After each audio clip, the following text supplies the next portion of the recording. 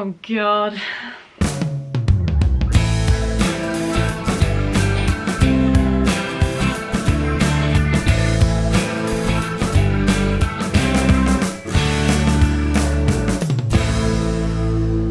Hey everyone, what's up? My name's Kate, thanks for joining me today. And if you couldn't tell by the title of today's video, I'm going to be doing the mid-year freakout tag because I wanted to film and I had absolutely no other ideas of what I could do. I was gonna upload a reading vlog where I read City of Thorns by C.N. Crawford, but I didn't finish it. Sorry if any of you were expecting that, I don't think any of you were, but I thought it would be fun, seeing as everyone else on BookTube is doing it, to jump on the trend train and answer some questions about the books that I've read and the books that I'm going to try and read by the end of the year. Mid-year tag, I've got 10 questions. They're sort of, right. Question 1. Best book you've read so far in 2023. So the best book that I've read so far in 2023 is Whistleblower by Kate Marchant. I don't know if you can tell, but this was actually first published on Wattpad a few years ago, and that's where I first read it, back in my Wattpad phase. Whistleblower is about a girl named Laurel Cates who is a student at Garland University, and she is a journalist. She works for her university paper called The Daily, and she really wants to be a writer. She really wants to tell stories and share them with other people. The book opens with Laurel saying that she's written a controversial story and she presents it to her editor Ellison, who is a senior. The story kind of gets turned down. Laurel is quite upset by it, but she gets put onto the sports journalist page, and so she has to cover the football team's games, basically. And in her controversial story that she wrote for The Daily, she was talking about the football coach Truman Vaughn and the illegal stuff that he has done. She kind of goes off the record and starts working on the story without sort of clearance from the faculty for the paper and stuff like that. And she gets close to the football captain, Bodie St. James, who is of course a love interest in this. I'm trying not to spoil it because a lot of the things that go down in this book I can't really talk about without spoiling the whole story. It's one of my favourite books, and it deals with women speaking out against sexual harassment, sexual assault, content warnings. There is talk about sexual assault in this book, so if that's not something that you really want to read or, you know, be exposed to, then maybe don't read this book. While it's not told in detail, it is definitely a big part of the book, but it opens a very important discussion on women in general, as well as women in sports and women in journalism, and also just speaking out about, you know, like speaking your truth and stuff like that. I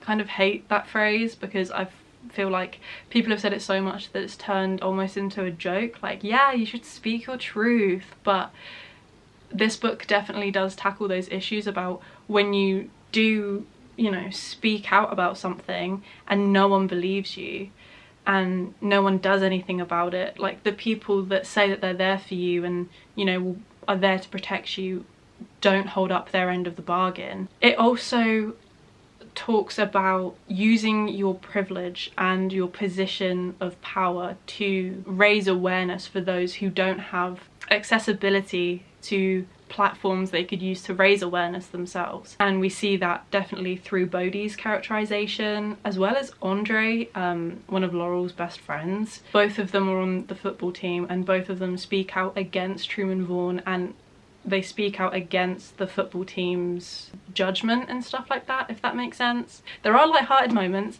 and there is a romance that goes through it, which I thoroughly enjoyed. The romance aspect of this gorgeous, absolutely gorgeous, to die for. Bodhi St. James, amazing character. I spoke so much about, like, yeah, that was, can you tell, this is, yeah.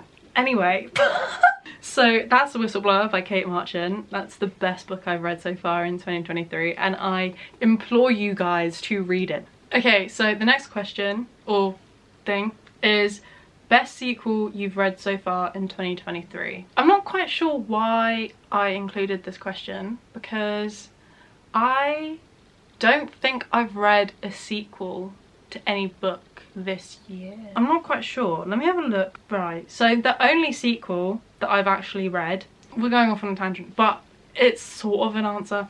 So it's not the best sequel I've read, because I haven't read any sequels that are good. I've only read one sequel and I gave it 1 star on Goodreads, and that's Vow of Hell by Clara Elroy. It's the second book in the City of Stars series. I'm pretty sure I DNF'd it like halfway. I'm not even going to tell you about that book.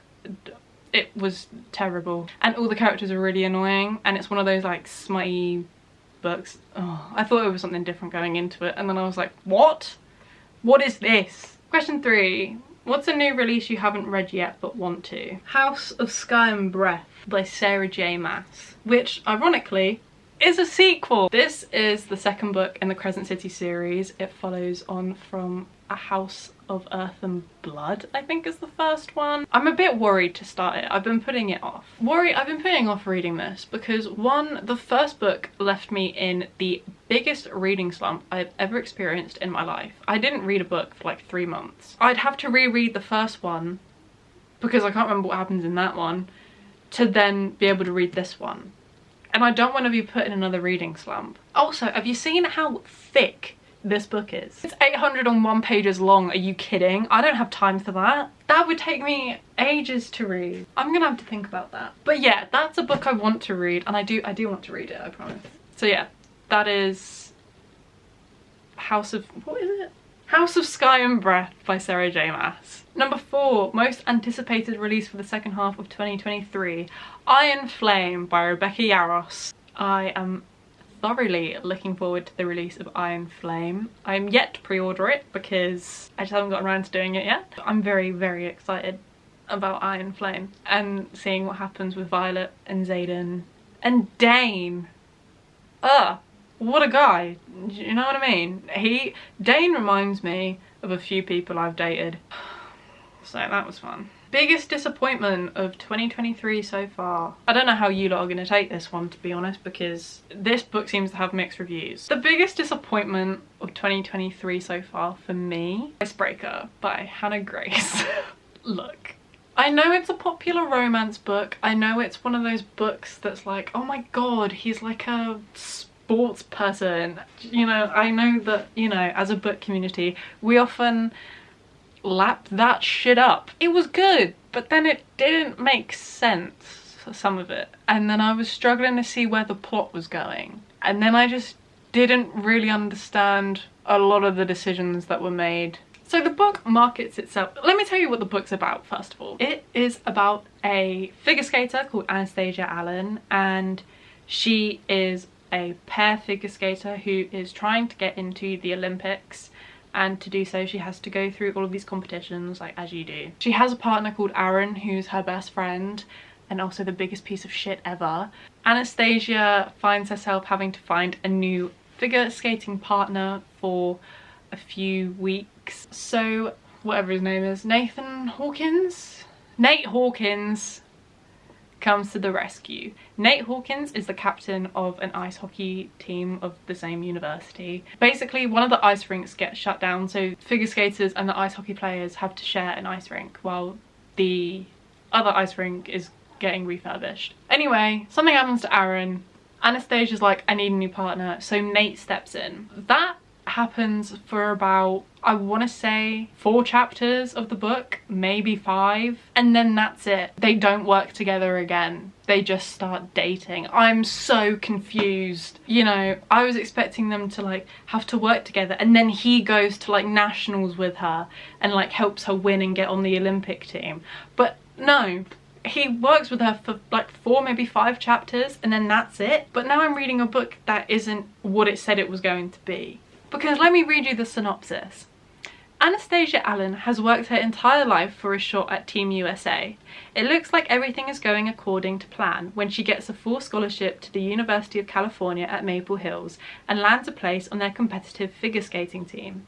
Nothing will stand in her way, not even the captain of the hockey team, Nate Hawkins. Nate's focus as captain is on keeping his team on the ice, which is tricky when a facilities mishap means they are forced to share a rink with the figure skating team, including Anastasia, who clearly can't stand him. But when Anastasia's skating partner faces an uncertain future, she may have to look to Nate to take her shot. Sparks fly, but Anastasia isn't worried because she could never like a hockey player, right? Now, from that, you'd think, oh, they're gonna work together, fall in love, and then he's gonna help her in the competition, right? Wrong. That's not what happens. So that was probably the biggest disappointment of 2023 so far, because the plot just didn't go where it said it was gonna go, and I don't know if that's because I read it wrong or was just expecting something completely different. On the flip side of that, the biggest surprise of 2023 so far would have to be, and this one is random as hell, Proeto by Vladimir Mayakovsky. I know.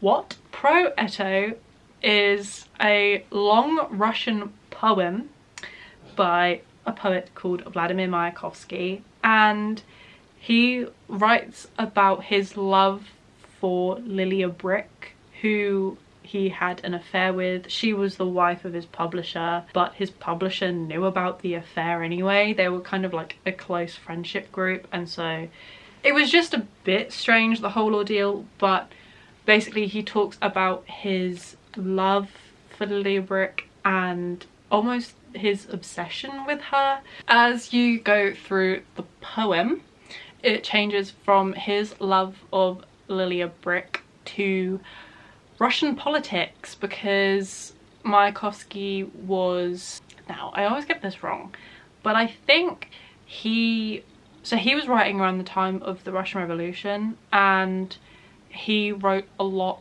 of Russian propaganda. The reason it was the biggest surprise for me of the year was because I studied it in my Literature and Modernity in the 20th Century class. I wasn't expecting to enjoy it, but I really did enjoy it, and I found it really insightful and also just like really beautiful in a way. I'm not really a fan of long poetry and like poetry in general. I do like poetry if I'm like having to analyze it, and I kind of like weird poetry. One thing I do hate is love poetry. That can get in the bin. So me enjoying this was very surprising, because it's got two of the things I hate the most in: love poetry and political poetry. And it's been translated from Russian into English, so you get the Russian version and then you get the English version on this side. Newest fictional crush, Xaden Rierson from Fourth Wing. I know, crazy. Need I explain? I grew up on like Divergent, The Hunger Games, The Maze Runner, The Fifth Wave, like that sort of stuff. Xaden is very much joining the ranks of dystopian, and this isn't even like dystopian, this book is a fantasy, or it has like fantasy tropes in it, but the fact that the main love interest reminds me of the dystopian love interests, fabulous. That's just what I want. Amazing. So yeah, my new fictional crush is Xaden Rierson from Fourth Wing by Rebecca Yarros. Newest favourite character. Now, I haven't finished this book yet, but my newest favourite character, Rain. Is his name Rain? Rain? But yeah, my newest favourite character is probably Rain from The Serpent and the Wings of Night, which is the first book in the Crowns of Nyaxia duology. I have about maybe like 100 pages or so left, and I love Rain. Just the way that he's written is impeccable. The whole book as a whole is just fantastic. Like, I think I read 3 reviews of The Serpent and the Wings of Night, and was like, do you know what, I'll just give it a go. It's meant to be like some sort of like fantasy, there's like romance in it, and all of those things are like crack cocaine to me.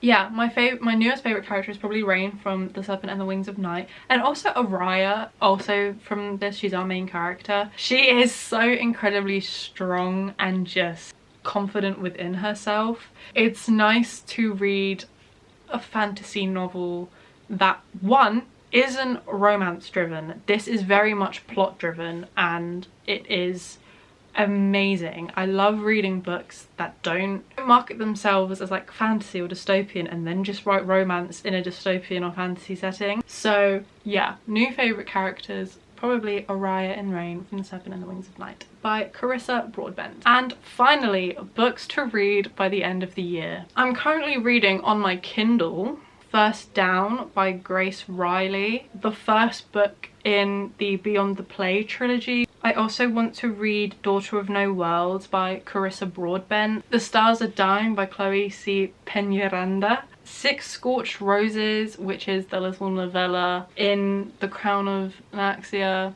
world, A Deal with the Elf King by Elise Kova. I think at the moment that that's all I'm planning to try and get done this month, because I start my job in September, so I'm probably not going to get as much time as I would like to read. Thank you so much for watching, guys. Like I really enjoyed filming this video. Let me know your thoughts. Like, what were your biggest disappointments of the year so far? Biggest surprises? Like, answer the questions with me. I want to get to know you guys too. And also, if there are any books that I haven't heard of that you guys talk about, that's a great way for me to find out. So yeah, I hope you guys enjoyed today's video, and yeah, I'll see you guys in the next video. Bye.